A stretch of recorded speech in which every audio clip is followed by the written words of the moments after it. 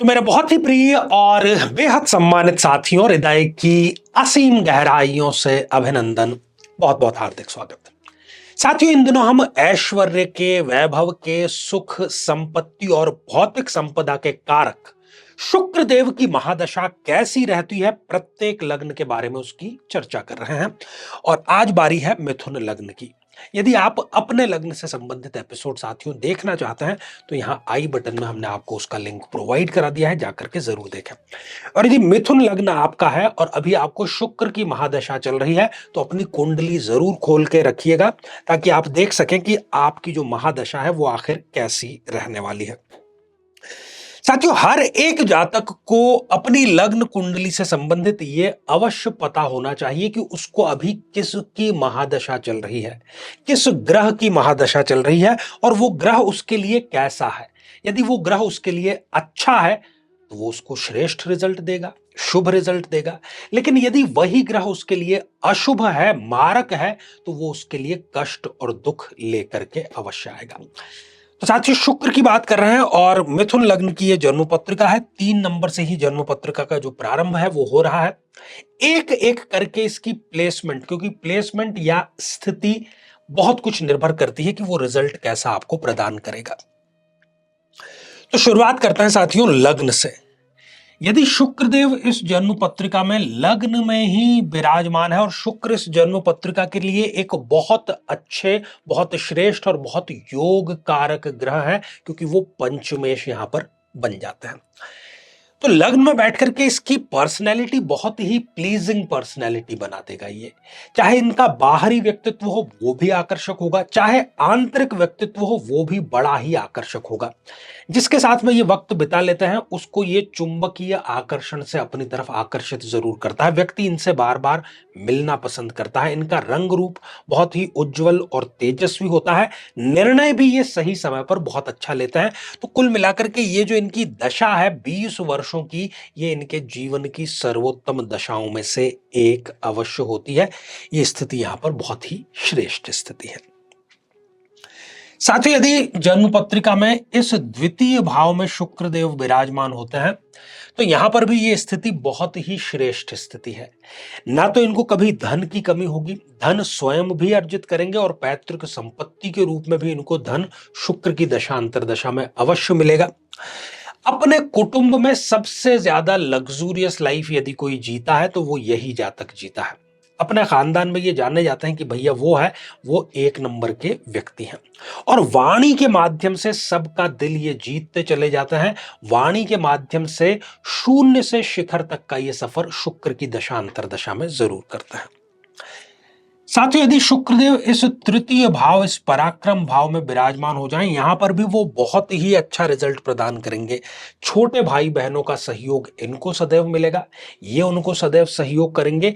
और चाहे कितनी ही बड़ी इनकी एम्बिशन लाइफ में क्यों ना हो, कितनी ही बड़ी ये महत्वाकांक्षा क्यों ना पाल लें, शुक्र की दशा अंतरदशा में वो उसको अचीव अवश्य कर लेते हैं।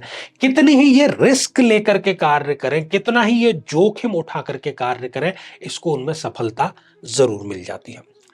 साथियों, यदि शुक्रदेव इस केंद्र के भाव में विराजमान हो गए, यहां पर थोड़ी सी चिंताजनक स्थिति है, क्योंकि यहां पर वो नीच राशि के हो गए। साथियों, योग कारक तो है लेकिन नीच राशि के हो गए। तो यहां माता से अनबन या माता के सुख से वंचित हो जाने की स्थिति शुक्र की दशा अंतरदशा में देते हैं।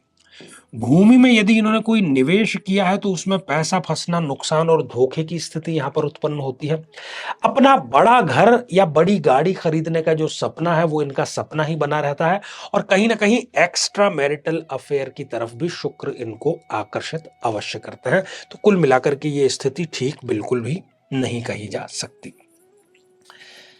साथियों, यदि शुक्रदेव अपने ही भाव में, पंचम भाव में स्वग्रही होकर के विराजमान हो जाएं, अति उत्तम स्थिति, और जितनी तारीफ की जाए उतनी कम है। संतान इनको अवश्य प्रदान करता है शुक्रदेव, और बहुत ही चहेती और भाग्योदय कारक संतान, खासतौर पर ये कन्या संतान इनके जीवन को रॉकेट की तरह आगे गतिमान बनाने का कार्य करती है। यदि ये प्रेम संबंधों में है तो उसमें भी इनको सफलता अवश्य मिलती है। और संतान के साथ ही यदि ये आकस्मिक धन लाभ के इच्छुक हैं, शेयर मार्केट में यदि कार्य करते हैं, तो उससे भी ये बहुत बड़ी संपत्ति अर्जित जरूर कर लेते हैं।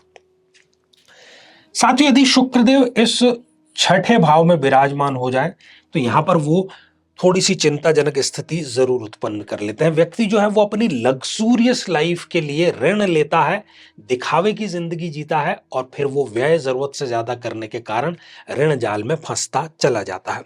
कहीं ना कहीं उसको गुर्दे से संबंधित कोई समस्या, अगर महिलाएं हैं तो उनको स्त्रीजन्य रोग ये यहां पर जरूर देता है। और अपने ही जो लोग हैं, अपने बहुत ही खास लोग शुक्र की दशा आते ही अपने असली रूप दिखाने प्रारंभ कर देते हैं। बार बार आपके लिए वो अपमानजनक स्थितियां पैदा करते हैं। व्यक्ति किसी न किसी प्रकार के नशे का नियमित रूप से सेवन शुरू कर देता है और ये छोटी बड़ी जेल यात्रा भी यहां पर व्यक्ति को अवश्य कराता है शुक्र की दशांतर दशा में।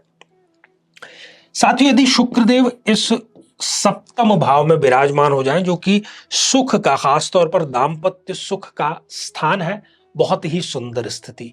सही समय पर इनका विवाह भी संपन्न हो जाएगा और विवाह के पश्चात चाहे शारीरिक सुख हो, मानसिक सुख हो, वो इनको भरपूर मिलता है। और साथ ही यदि ये दाम्पत्य जीवन में, मतलब पति पत्नी तो है ही, साथ ही यदि वो व्यावसायिक रूप से सक्रिय हो जाए, पार्टनर यदि वो बन जाते हैं, तो भी ये बहुत अच्छा बिजनेस जरूर करते हैं। साथियों, यदि शुक्रदेव इस अष्टम भाव में विराजमान हो जाते हैं, यहां पर वो अच्छा रिजल्ट प्रदान करने की स्थिति में बिल्कुल भी नहीं रहेंगे। व्यक्ति की अपने ससुराल पक्ष से कभी भी नहीं बनेगी। यदि कोई 2 नंबर का इन्होंने कार्य किया है तो शुक्र की दशा अंतरदशा में इनको छोटी बड़ी जेल यात्रा भी जरूर हो जाएगी। लगातार अपमानजनक स्थितियां और किसी न किसी प्रकार के नशे का सेवन ये जरूर करते हैं। घर में कोई चोरी की घटना हो सकती है, शरीर पे किसी न किसी प्रकार के घाव, फ्रिक्वेंट दुर्घटनाएं यहां पर स्थिति में होती रहती है। कुल मिलाकर के ये मृत्यु तुल्य कष्ट की स्थिति पैदा जरूर कर देते हैं। साथ ही यदि शुक्रदेव इस नवम भाव में विराजमान हो जाएं तो वो बहुत अच्छा रिजल्ट प्रदान करेंगे। व्यक्ति किसी को भी हाथ लगाए, मिट्टी को यदि हाथ लगा के बिजनेस शुरू किया है, वो सोने में तब्दील हो जाएगी। विदेश यात्राओं की शुरुआत, बिजनेस विद प्लेजर की शुरुआत शुक्र की दशा अंतरदशा में होगी। व्यक्ति स्पिरिचुअल, आध्यात्मिक पथ पर आगे बढ़ता है शुक्र की प्रेरणा पाकर के ही। थोड़ा सा विरोधाभासी लेकिन सत्य बात है। साथियों, यदि शुक्रदेव इस दशम भाव में विराजमान हो जाते हैं, यहां पर वो हो गए उच्च राशि के और अति सुंदर स्थिति यहां पर निर्मित होती हुई योग कारक, और यहां पर ये बन गए तो मालव्य नाम का पंच महापुरुष योग यहां पर स्पष्ट रूप से बनता हुआ। तो कहना ही क्या, जीवन की सर्वोत्तम दशाओं में से एक दशा, पिता का सानिध्य मिलता है, पिता का मार्गदर्शन मिलता है, पैतृक संपत्ति मिलती है, पिता का व्यवसाय मिलता है जमा जमाया और उसको ये आगे जरूर लेकर के जाता है। व्यक्ति किसी न किसी प्रकार की एक ऐसी जिंदगी जीता है कि उसको लगता है कि वो एक सेलिब्रिटी है, हालांकि वो अनुशासित जीवन जीता है। यदि सरकार में है तो इनकी प्रमोशन, और साथ ही यदि कोई बच्चा है जो कि आईएएस पीसीएस की तैयारी कर रहा है तो शुक्र की दशा अंतरदशा में उसका रिजल्ट पॉजिटिव जरूर आता है, पद को वो प्राप्त जरूर करता है। सरकार में व्यक्ति का दखल बहुत अच्छा होता है और लाइफ एक लग्जूरियस लाइफ बन जाती है। साथियों, यदि शुक्रदेव इस एकादश भाव में विराजमान हो जाएं, बहुत ही सुंदर स्थिति। व्यक्ति किसी न किसी फील्ड का विशेषज्ञ जरूर होता है और उसकी आय शुक्र की दशा आते ही कई गुना बढ़ जाती है। लाइजनिंग के काम से सरकारी गलियारों में वो बहुत बड़े सौदे भी कराता है और इससे इनको बहुत बड़ा लाभ भी जरूर मिलता है। हर एक इच्छा शुक्र की दशा अंतरदशा में इनकी पूरी अवश्य हो जाती है। साथियों, यदि शुक्रदेव यहां पर स्वग्रही होकर के विराजमान है 12th हाउस में, तो यहां पर वो स्वग्रही तो जरूर हो गए, विदेश इनको पहुंचा देंगे, एनआरआई का जो तमगा है वो भी दिला देंगे, लेकिन वृद्धावस्था में इनको लाइफ स्टाइल संबंधी डिजीज जैसे कि high BP, diabetes, auto immune disease वो यहां पर स्पष्ट रूप से होती हुई नजर आती है। और खर्चे इनके लग्जरी लाइफ के पेटे इतने हो जाते हैं कि ये खर्चों के बोझ तले दब जाते हैं। बार बार अपमानजनक स्थितियां, किसी न किसी प्रकार के नशे का सेवन करना और साथ ही छोटी बड़ी जेल यात्रा किसी फाइनेंशियल विवाद के कारण यहां पर होती हुई नजर आती है। साथियों, इस मिथुन लग्न की जन्म पत्रिका में शुक्र योग कारक हैं, इसलिए अधिकांश स्थिति में वो पॉजिटिव रिजल्ट दे रहे हैं। बहुत अच्छी बात है। लेकिन जहां पर वो नेगेटिव रिजल्ट दे रहे हैं वहां पर आपको शुक्र के दान करने चाहिए, जैसे कि इत्र, परफ्यूम या डिओड्रेंट का दान। इसके साथ ही शुक्र की दशा अंतरदशा में आपको महादशा मंत्र साधना दीक्षित होकर जरूर प्राप्त करनी चाहिए, क्योंकि 20 वर्ष की यह दशा है। ये कोई 5-7 सालों की दशा नहीं है। 20 वर्ष बहुत बड़ा पीरियड होता है और लाइफ के किसी भी फेज में 20 वर्ष एक बड़ा मायने रखता है। तो वो दशा अच्छे से बीते, आनंद पूर्वक बीते, ठीक से बीते, सुख पूर्वक बीते, इसके लिए महादशा मंत्र साधना का सहारा आपको अवश्य लेना चाहिए। तो साथियों, श्रृंखला ही हमारी आगे भी जारी रहेगी।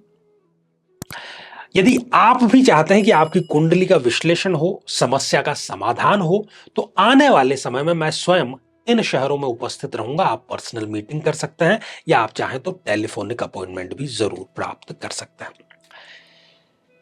तो इसी मंगल कामना के साथ में कि आप सभी स्वस्थ, समृद्ध और शांतिपूर्वक जीवन व्यतीत करें। नमस्कार।